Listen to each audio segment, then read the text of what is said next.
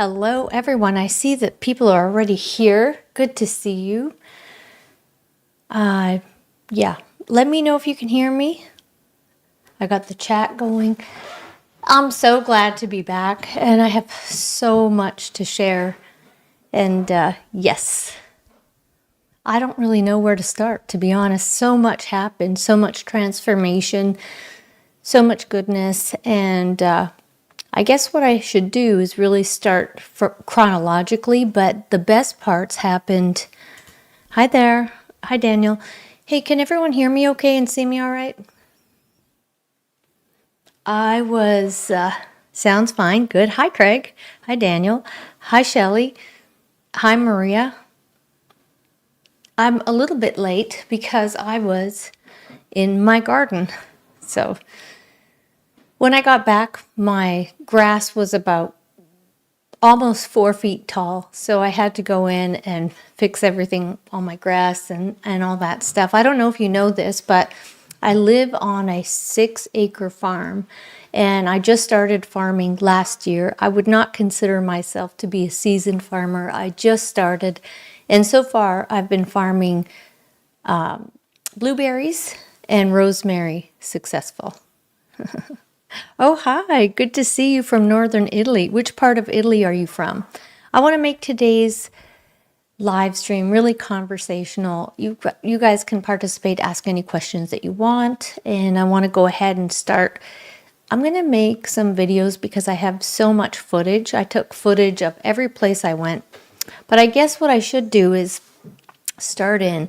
And what I have in my hand here is a cute little stuffed animal of a wild boar. And the wild boar played a significant role in the whole scheme of things. So maybe I'll start right from there. So what happened is, for those of you that don't know, when I was 15, I had a dream that I had a turquoise outfit on. Lavender will do well in that climate. Yes, rosemary and lavender. I did grow lavender, but I didn't water it while I was gone, and it is now gone. Okay, so let's start off with the wild boar because literally mind-blowing. So much transformation. Okay, so with the wild boar, I had a dream when I was 15 that a wild boar was chasing me. And keep in mind, when I was 15, and this is very relevant to the transformation and the trip to Italy and Sardinia, Rome, I had no idea what a wild boar was, but it's come full circle. And when I had the dream of the wild boar, he was chasing me. And while he was chasing me, he then stepped on my skirt. I had a turquoise outfit on. It was a skirt and a top. I actually bought that when I was 15, and I was really excited about the color, which is significant, and I will tell you about that later. But he stepped on my skirt. Oh, near Treviso. Nice. I know where Treviso is. I've been there. That's awesome. Is it Melita? Yeah, or Melita. So, stepped on my skirt. I skinned my knee. I started bleeding. And then immediately this wild boar in my dream said, "Now that you have tasted the blood of corruption, which path will you choose?" I thought that those were rather strong words at the time. And also I didn't really understand that this animal spoke English, or in my dream, what was English. And I didn't get the significance, but I know now why I had that dream. And at the time, I thought to myself, well, like, why would I dream of that? I haven't really been doing anything tremendously bad to actually have someone say, "Now that you've tasted the blood of corruption, which path shall you choose?" With the exception of, when you're teenagers and the first time you try to drink or things like that. Nothing serious. So anyways, let's move forward. I go to Sardinia. And I go to Sardinia, and suddenly this wild boar comes right up to me. And there was a few people around, and they start feeding the wild boar. And I'm thinking, there are so many connections here. I unconsciously or subconsciously knew about wild boars, and I kept seeing wild boars. I saw them in Rome when I went to the museum. A lot of the statues had wild boars. I looked into the significance of wild boars, and essentially it's the divine manifesting in that shape and form in order to bring your awareness to life choices that we make in this experience.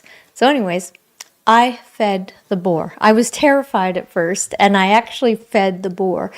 And that moment was a full circle moment for me, because the spiritual significance of being afraid of that dream and afraid of the boar and then feeding the boar was really the full circle moment. So that was just one small coincidence. I'm glad I said your name. Good. So it was one small coincidence that did occur.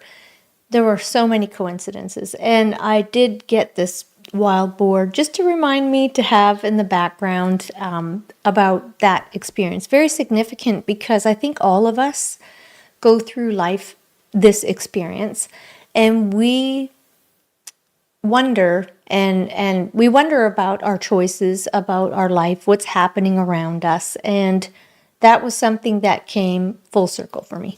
Okay. So I have to admit, I'm a little bit overwhelmed because so much stuff happened. So like I said, let's start from the beginning. I went to Rome. In Rome, I completely felt at home. But I realized a few things. I realized that when you go to Rome, if you've been there, you know, there are different layers of ancient Rome. So there's really ancient Rome, then there's ancient Rome, and so on and so forth. And I learned that Rome was built on these hills, these 7 hills that each have their name. I also learned that the mother of Romulus and Remus' name was Sylvia. And I thought, wow, that's just one more coincidence. Now, it was coincidental. However, Rome, as you know from previous live streams, was very important to me. And I thought, that's interesting that would be her name. Now, let's go back to the book that I'm writing that's almost complete. I had to go on this trip first. And in that book, it's called The Universe is You. I talk about how the universe is a mirror of you. So all the coincidences I'm about to divulge and share with you are not so coincidental, because we are projecting our reality onto the fabric of the universe. So we don't have to ask the universe to do anything for us, because we are creating the universe through our consciousness. Therefore, that's why I dreamt of the boar and then saw the boar. I went to Rome, experienced Rome, felt all the different experiences that I'd ever had there. And I realized I spent many experiences. And when I say experiences, you can liken them to lifetimes. I won't call them lifetimes, because in the primary dream that I had in Sedona, I was taught that what you think is your life and lifetimes are actually just experiences, manifestations of our deepest desires and or fears. Okay, go ahead and feel free to chat in the chat. I don't find it disruptive at all. Some of you might, but this live stream is so that I can actually communicate with you, and that's important to me. I know I have to get on the videos, and I definitely will. The only thing is that creating videos requires a lot of editing and all that stuff, which I have to admit I don't really enjoy that much, but I have so much footage I know I have to, and I know you guys want to see the images because they are spectacular. Sardinia had rocks there. Some of the places I went to, one specifically, Costa Paradiso, where the rocks were 500 million years old. There are nuraghi there of ancient civilizations 60,000 years old and older. And I learned that the Romans were not the first ones on Sardinia to, create cities and towns, that this happened with completely different people way before the Roman Empire ever had expanded. So that was really something else to see, very eye-opening. When you're standing and holding rocks that are 50 million years old, you realize that it's almost like you feel like an ant compared to these huge rock formations that are like literally 500 million years old. So, okay, moving on. I got to Rome and I felt completely at home. I loved the people, they loved me. That's one thing that was throughout my entire trip. I felt like I was walking amongst my brothers and sisters. And I always want to move my hair. And they treated me just so wonderfully, and it was amazing. I felt like the people were kind, both in Rome and Sardinia. And I know not everybody has that feeling, but for me, it was completely like that. So in Rome, I stayed directly across from the Pantheon. I could have thrown a pebble at it, and there was the Pantheon right there. And something that occurred to me, excuse me, because I was out in the garden, all of the weeds that I was pulling really got to me. Do any of you guys garden out there? So I stayed across from the Pantheon. And what happened was, of course, there was vibes. I mean, I was feeling the ancient vibes. I felt when, and I know many of you are, when you're a highly sensitive person, the vibrations are very strong and you're feeling what happened before, you're feeling the vibes and the vortexes today. And also it was the year of the Jubilee, so there was a zillion people there. It was a little bit overwhelming. I only stayed there for 3 days, but I did tour around. And when I was at the Pantheon, I noticed that a lot of people were waiting outside the Pantheon and they wanted to get in there, into the Pantheon. But then when they would come out, they would be eating their ice cream or their pizza or whatever it was that they were doing. And I noticed that I couldn't help but notice that this sort of religious experience that they were looking for seemed very temporary.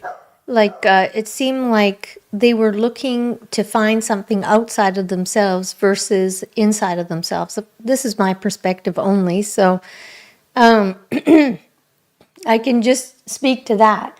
But I noticed as soon as they walked out, they kind of forgot about the experience and they moved on. And I could see this because for 3 days, I'm looking out my window and I'm witnessing this. And again, people would wait for like an hour or 2 hours to get in.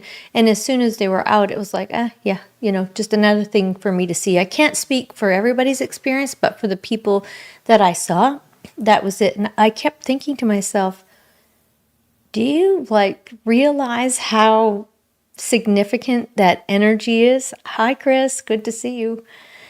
Do you realize how significant that energy is? And I think what we do is, if I can make a comparison, we'll go up to a church and then we go into the church. And I back in the day, I did go into many churches, especially when I lived in Italy for that year that I lived in Torino. And we think that perhaps God lives in that church. And although I do find churches to feel really comfortable, and for the most part, if I walk into a church, I do feel that energy in that space, that it's sacred. However, what you're looking for is within yourself, in the kingdom within yourself. And I noticed that when we go into these places, we're looking to be healed, to be heard, to be listened to, stepping into the sacred place. But the sacred place is within ourselves. And that's something that was solidified in this experience that I had by going there. And that was my experience with the Pantheon. Then one day we decided to go to the Capitoline Hill. Capitoline Hill is where a lot of, first of all, it's where ancient Rome, along with the Palatine Hill, was founded, or that's what they say, by Romulus. And that's how the story goes. And so we went there and it was amazing. First of all, they have amazing statues. As a tourist, it's awe-inspiring, but as a spiritual person or a sensitive person, it really moved my inner beings. And as I went into the museum. Wherever I could, I would go into a museum. And the things that I saw were just incredible. The journey of humanity and how humanity was searching and seeking and artistically articulating their spiritual walk towards what they believed to be God. I found that to be quite moving.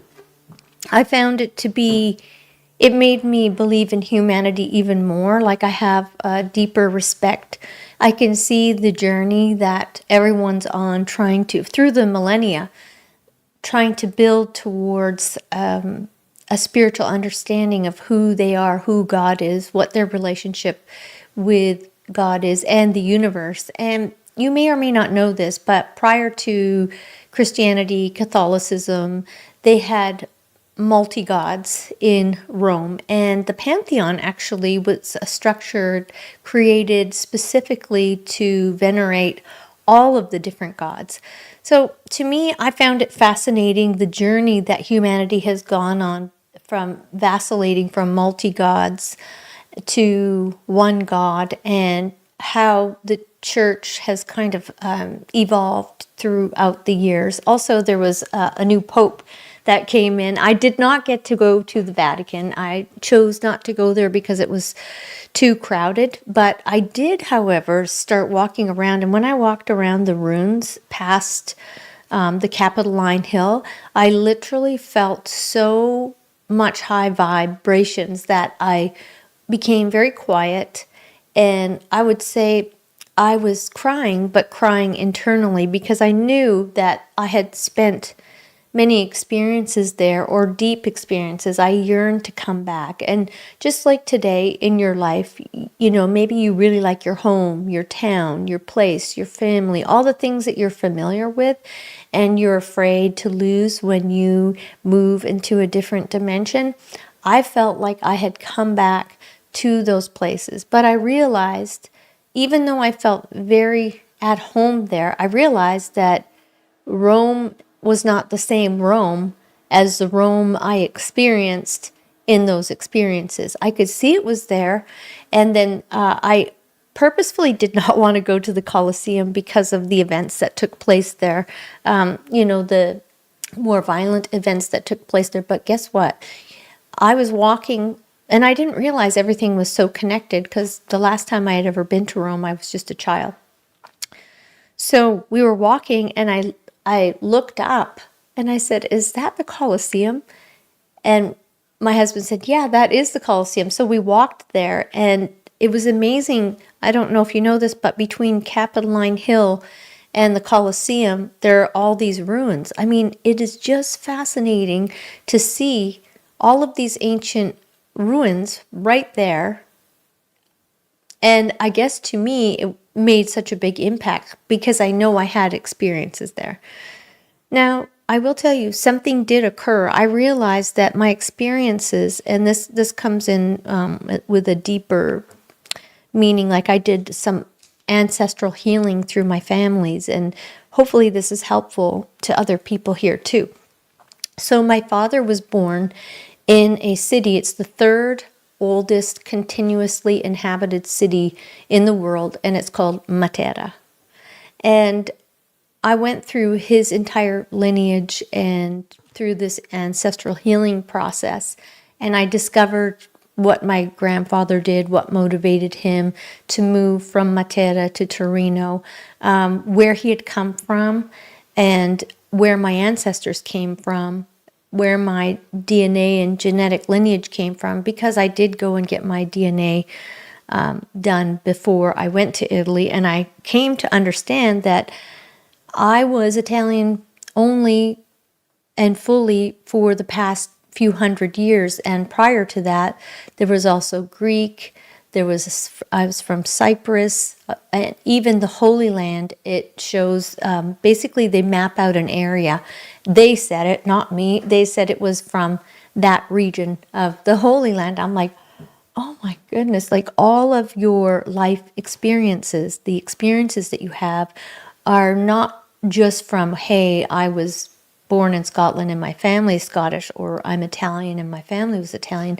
This was a whole legacy and transformation and movement along the way. It's almost like not only your soul evolution, but the evolution of all of your ancestors, and probably you being some of your ancestors, because literally the DNA and the blood that's running through your veins right now are of your ancestors that were on a journey. And the journey was a journey of finding themselves and a journey of evolution and survival along the way.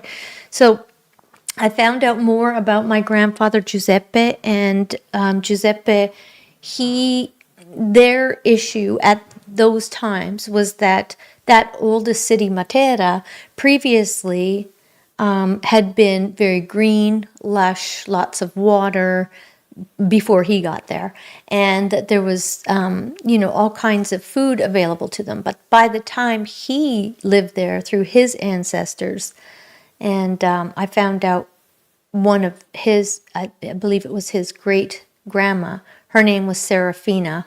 Oh my gosh, there's so much to unpack here. Anyways, he was running. And what I mean by running is they went all of these different places to find a better life. And I realized that how many of us here are always trying to move somewhere or go somewhere to find a better life rather than rooting oneself where they are and really digging deep. Now, some of us do have that experience where our family really hunkered down and rooted in certain places. But even when that happens, a lot of the ancestral lineage is forgotten or not remembered or not written down. Isn't that funny how we want to know so much about history, and yet we could probably only go back 100, 200 years in our own lineage. Yet we will do research on other topics, people who are interested in history or religion, and they'll go way, way thousands of years. Like in the case of Jesus Christ, I mean, he was born over 2,000 years ago, and yet we don't even know who our ancestors were. So I had the awesome experience of learning what the journey was. So part of the journey was through economics and also through trade, because you can see that the different points in my DNA are points where people were traveling from town to city through commerce. Makes sense. And one of the places where my DNA shows a compatibility with is southern Sardinia, which I kept being drawn there. Also, I kept being drawn there. And I have a genetic mutation, and which I thought was kind of a bad thing before, but I came to a great awakening that this genetic mutation, which is called thalassemia, it's a trait. It occurred in concentrated areas, and one of the concentrated areas was southern Sardinia. And what it was is a mutation from, basically it helped you not die from malaria as we call it. In Italian it's malaria, and in English it's malaria. And malaria, even though it's not a significant disease today, back in the day it actually killed a lot of people. And when the first time I ever went to Cagliari, which is the main city in Sardinia, the capital of Sardinia, I had this overwhelming feeling of dread. I did not want to be there. And when my husband said he wanted to go there again, I was like, no, not Cagliari, because it made me feel deeply sad and there was this certain energy. So anyways, I went back there, and I went there with bravery, courage to get to know, like, what was it? Why was I feeling that way? And I learned that the city that I was staying in, which is right beside Cagliari, it was deemed a city that kind of cursed because a lot of the people died, including the children. And when I was standing there, I realized that the same genetic mutation that I had in my body was from my ancestors, who their DNA was intelligent enough to shift and change so that they could adapt to not have malaria and die. And I thought, here I am at first we had this full circle moment. Then we had the full circle moment of realizing that I actually was a product of ancestors who had wished and hoped to stay alive, so much so that their DNA had changed in order to adapt to that land. And I felt very grateful to be alive and very grateful to, I don't see it as a disease anymore. I don't even worry about it or care about it. And interestingly enough, because there are such coincidences, the girl on the plane on the way home also mentioned that she had this, and it's not that common. Just to give you an idea, so the way that the mutation is that it changes your red blood cells so that it's resistant towards the bacteria of malaria that will kill you. However, if you have children with someone else who has that DNA, there's something like a 50% chance that they won't survive. So it was quite a serious and very niche. Maria said, my father had episodic malaria, which he got when on a safari doing a thesis in Kenya, and he was a geologist. Wow, that is fascinating. Yeah, it was quite serious, and we don't think about it as a serious thing today, but back in the day, it was very serious. And so to have that genetic mutation protect me and to be in the wetlands of a town in a city called Chia, which in Italian it's pronounced Kia, I thought, here I am standing on the shore of one of the most beautiful cities ever, with ancient Nuragi castles around me, and I am the daughter and the product of those people from thousands of years ago, or perhaps I'm even the embodiment of what they wished and hoped for, and that was healing and to overcome this terrible, life-threatening disease, as Maria was saying. So it was, I'm just going to take a drink of water here. How are you guys doing out there?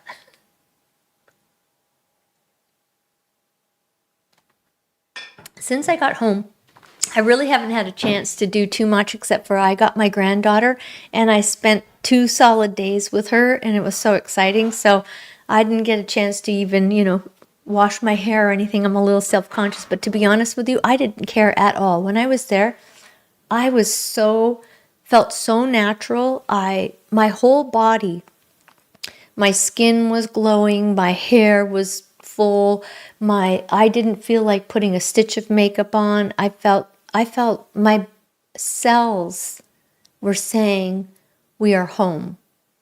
And to have to leave there was really sad. Also, the jet lag, trying to catch up. I didn't know if I could make it today, but I'm glad I did. So that was one part. And then that's the southern part of Sardinia. When I was in the northern part of Sardinia, I have never in my life seen a more beautiful coastline than Costa Paradiso. So Costa Paradiso in Italian means paradise coast. And it is named that way because it is, I can't even really describe it. That's where I met Pumbaa, as I call affectionately. That's where Pumbaa was. And I had to ask myself, am I alive, or did I pass and I didn't notice that I passed away? Because my eyes cannot believe the beauty. And each part of Sardinia is quite different. And I'm familiar with mainland Italy. Love it. It's great. I lived there for a year as a child. But anyways, while I was up there, there is just south of it, I should say, there is a story about the ferries. Like, Sardinia is a very high vortex. It has many vortexes like Sedona. They have these ferries, and I said, make me have a dream. Like, I'm a dreamer, and I never ask for dreams, and I'm like, I never ask for dreams, make me have a dream. I will talk about the dream. Don't let me forget. I'm going to answer this question. Balancer. Hi, Sylvia. How old were you on your first trip to Rome? I was 5 years old the first time. So the first time I went was when I was still with my mother, and so I was 5 at the time. And I was with her until I was 6. And then I only spent just, I think, a month there with my mother. And then the second time was when I was on a trip with my granddaughter, my husband, and my daughter. And my granddaughter, unfortunately, got sick. But during that time, and it was fine. She just had a tummy bug, but it was serious, so we had to spend the time in the hospital there. So I didn't get a chance to see anything. So, but I did get the vibration. I was like, I have to come back to Rome. I know I lived here. I know, and I believe that that experience I had was it was recent. Like, I don't believe that there are timelines, so I'm not going to call it a past life, but because I know it's commonly known as a past life, deep, like I feel like I never wanted to die. And speaking of which, Rome is called the Eternal City. That's the sort of nickname for it, is the Eternal City. And I think that that's very appropriate because underlying this entire experience is my desire to share with the world that you are eternal. And sometimes, and especially lately, I've been feeling like not talking about that because I will, and I will continue to, because that's fundamentally what my purpose is and what my goal is to let everyone know that. But I feel like when I say we are eternal and that we are having many experiences and there are no timelines, I feel that sometimes it's too abstract or something that you would hear. It doesn't have the same impact or meaning that it really should, because I believe that if we fundamentally, deep within our soul and our being, understood what it means to be eternal, we realize that all these experiences we're having are just here for our enjoyment, for our creative expression, and to please God, which lives in the kingdom within us. So when I do say that, I feel kind of like a little bit religious, like you are eternal, the kingdom is within. But there's a very profound and deep meaning that I never really understood until I had that dream in another vortex in Sedona, where I realized, wow, like it really does all start from within you. And however much time you spend in your kingdom, meaning within you and within your soul, and whatever you choose to have faith in and to believe will manifest in front of you. Now, whether these manifestations are interpreted as past life, future life, before, after, it doesn't really matter, because in the grand scheme of things, just like we know through science, there is no time. But it's kind of hard, isn't it, when we like to put things in a linear perspective so we can understand them better. But all I know is that Sardinia and Rome, I would say after spending time in Rome and feeling those deep feelings, I realized that I did also in Sardinia. And who knows, maybe I would feel that way in India or any other place. But that was so fresh in my soul memory experience, that I felt very drawn to it. And as a result, I feel like a completely different person. I don't feel like I'm searching for anything anymore. I completely feel healed with my ancestral line. I found out some really cool things on my mom's side too. My dad's side essentially was they just kept moving and moving, and every time you move, you uproot yourself, and every time you uproot yourself, and this could be like a parable or something that could help people to understand. Whenever you go to a new land, you're always a stranger in the new land, and you're always trying to find your footing again.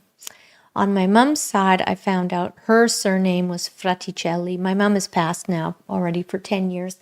And her surname was Fraticelli. And Fraticelli were named after people who followed Saint Saint Francis Assisi, who also had dreams about Jesus. And I'm sure most of you know that I dreamt about Jesus. Now, when I say Jesus, I mean Jesus Christ and the Christ ship in. And that's something I really like to illustrate and highlight, that Jesus, the man, Christ stepping into the wholeness, the Father and the Son and the Holy Spirit, the entire of your being, your wholeness of your godliness and the image of God.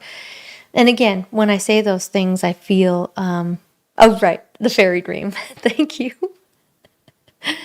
Okay, so I asked to have the fairies get me a dream. Oh my gosh. I woke up sweating with chest pain, and I was just, the dream was like, to me, it seemed like a nightmare, but it was so deeply prophetic. I mean, it cut straight to the heart of it. It didn't mince any words. It knew my deepest fears and concerns about, things of today. Now, I personally do not want to talk about what it was because it's very personal to me, but wowza, did it ever. It wasn't even, there was no allegory about it. It wasn't like it was a cryptic message. Oh no. It was just like wham, right there. This is what's happening. And I will say bears were involved. And whenever I have a dream of bears, it's symbolic for it's either like if the bear is a mother bear, then it's symbolic of the matriarchal energy. If the bear is in the forest, which I had that night, it means that is danger, or what I perceive to be danger. So there was bears, there was very steep mountains that were very sleek that I couldn't get up. And wow, and then when I looked it up, so I will say, I did end up using ChatGPT quite a bit to look up things. Like I would say, okay, so tell me about where the vortexes are in Sardinia. Tell me, ChatGPT was the one that explained that there are these fairies, and then I actually went there to where these fairies did exist. And it's not just one place in Sardinia. This is ancient, traditional folklore / what the Sardinians believe in 100%. If you go and ask a Sardinian today, they will tell you exactly, yes, we do know that. It's called Domos. I will get the name. I forgot the name of it, but it starts with Domos. And basically the house of the fairies is what it's talking about. Whoa. And that dream was very helpful. Let me tell you, today, yesterday, day before, very insightful. Something's been occurring in my personal life that I needed to bring attention to, and they brought that attention straight there. And they said, essentially the message is, do not follow anyone but your own heart. Do not follow anyone but your own heart. Do not discard or disown your own intuition and your own knowledge. And the interesting thing is that during that process, in that dream, I was riding this bike up a steep hill, and my bike crashed into this huge fire truck. And remember, these are all symbolic items. So when I got off the bike, my husband spoke to this guy who was next door, and I just don't want to get into it, but I picked up 3 flowers, and I noticed that my bracelet had 3 flowers on it too, and I keep seeing the number 3. And prior to this experience, my numbers were 22, and now I just keep seeing 33, 333, triple threes, 3 flowers, 3, very symbolic. So if you can spend some time analyzing your dreams, I think it's very telling.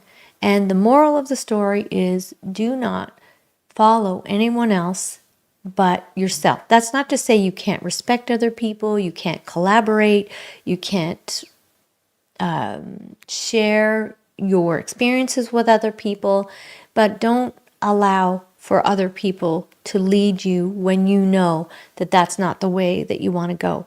And I was not expecting that. I did not realize that these fairies or whomever these Sardinian ancient beings are were able to cut straight into that. And to be honest, it was so compelling that I thought I even barely realized what was happening in my life. And they knew straight away, straight into my being. And that was definitely a profound moment. I was not very happy right after that because I was like, hey, like I felt things were being too uncovered. Already I was doing the ancestral healing, and now they were telling me things deep in my consciousness and in my being, lessons I had to learn, parts of myself that I was sacrificing in order to play nice in the world or amongst my social circle and family for that matter. And I was uncomfortable at first, and that's why I perceived it as a nightmare. But as the days progress, things have been unfolding where I realize, hey, I have to heed that dream and pay attention to the message that was given to me. So thank you, Maria, for reminding me. Basically, in life, I don't know about you, but I suspect you're like me because we're humans and we have the same full gamut of experiences, or similar at least. And sometimes what we'll do is we'll sacrifice our own dreams, hopes, wishes, intuition, insights, ways of doing things to ensure that you're not making waves in the world. Now, if you're a very bold, courageous person and what other people think doesn't matter at all, I'm kind of like that. But when it comes to my family, I find myself compromising. And I think it's important we don't do that for our spirit, not for any psychological, human, whatever we know today, but for our actual fundamental spirit that we have within our being. And I learned a big lesson there. I think that relationships that we have, especially our closest ones, that we should honor them and we should create sanctity in those relationships. However, bending too far is not good for your spirit. Okay, so that's all I'm going to say about that dream. And from here on in, I'm listening to those fairies, let me tell you. And when I asked ChatGPT about it, they said, we're not surprised that you had that kind of a dream because these fairies are known to be a bit mischievous and direct. And basically, they're these little beings that live in the hills, and they're supposed to watch over the land and the energy of the land and the energy of that area, and also the people that live there. So, oh my gosh, I got to tell you this. Crazy. So we were just having a nice day at the beach, and this was in Costa Paradiso, that beautiful place up north. And I thought to myself, I feel something weird. And I said, well, I feel like that feeling like there's going to be an earthquake or something. And he's like, You know, when you, when I suppose when you're not that person and you live with somebody who is that person, you're like, okay, what now? Oh, you had a dream. Oh, this or that. Anyways, I say that jokingly, but I mean, I'm sure there's other people in the same position where that's like that. Guess what happened? I looked into the sky and I saw something. I saw like a haze, and I thought something's not right. Like this feeling that I feel, something's not right. And a volcano had erupted in Sicily. Mount Etna blew up in Sicily, and we were in the very north and we were going back to the south, which was a 5.5 hour drive in the car. The clouds and the darkness of the sky and the ash in the sky, it was incredible. I do have photographs. I will make videos of each little segment. I'm kind of like dumping it all on you right now, and we'll come to a close soon because I'm sure that you have things to do, but I'll make short videos, 15, 20 minutes long. It was frightening. It was scary. The clouds were super dark and the sky was very dark with the ash. And I also thought that that was a really cool moment to be there when Mount Etna erupted. And I was also excited to know that I had that intuition, and that's what I was talking about. And listen, I think a marriage is a sacred thing, and I have nothing bad to say about it. However, sometimes in a marriage, one person might be more intuitive than the other person. And I think that that's really what I had to come to terms with. Like, if you're looking for feedback and validation, if you're a highly sensitive person and you sense a volcano, or you have a dream of the fairies or things like that, you really can't expect someone else to fully integrate that. They're looking at this as a vacation. They love things that you love, but they're loving it for different reasons. And I understand this. And just like my channel, one of the things that I realize is that I should just tell it like it is. Like, I'll look at contemporary news and I'll see how many views people are getting. Mind you, live streaming doesn't necessarily get you a ton of people, but the videos do. When I think about what people are interested versus in eternity, something as relevant as that, about shifting into dimensions, into interpersonal relationships, into the vortexes, fairies, spirituality, multi-dimension. There's not as many people interested in that as they are in finding out what the daily politics are. Not that I think it's wrong. I think you can have any interest that you want, but I find it fascinating. And also the case that's going on with the celebrity that's really popular right now, well, unpopular, but that everybody's talking about. I think, why? I did have a thought. Why do people feel so pulled to hear and see the morbidity and the base nature of humanity than they do to find out about their internal kingdom and how they can create realities with their internal powers? And that's how I'm going to sort of slide out of this today's live. Like, I do have that question. Why would humanity want to, as a whole, focus on those aspects of reality versus the real aspects of reality? Why do we want to attach ourselves to illusions as opposed to eternity? And I think in part it's because most of us don't realize that how wonderful eternity can be. And this experience, lifetime, if you want to call it that, this is one of the things that you've created in the realm of eternity. So eternity is not boring, and the fact that you are eternal is not boring. You can weave in and out of your existence. You can weave experiences in Rome, in Sardinia, wherever, in India, wherever you feel compelled to go, whatever planet you want to go on. And I think that that is a little too broad for most of us to kind of conceive of that. I think we're still looking at, is there another planet with life forms on it? I think we're still at that stage, not to be condescending in any shape or form. I know it can come off like that, but the question is, how many experiences can you have? How many planets can you visit? How many dimensions can you move through? How many type of relationships can you have to help propel you into a higher level of consciousness and to move? And I really feel like I wrapped it up. I mean, I know I'm going to continue to have experiences. I don't believe in like what the reincarnation people believe, that, oh, I never want to be born again, being born is suffering, blah, blah, blah. I don't believe it. I think the only time we suffer is when we ignore our true nature. I think the only time that we have bad things happening is when we allow the least parts of our energy to manifest versus the highest parts of our consciousness to manifest.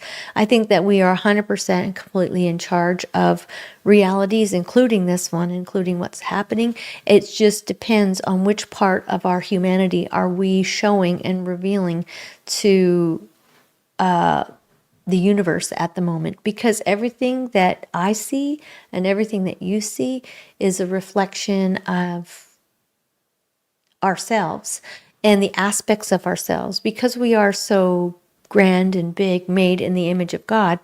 We are actual creators. That's what I believe. Some people say, oh my God, how can you say that you're a creator? Well, I'm going to say it, and I will let you know you are too. We all are.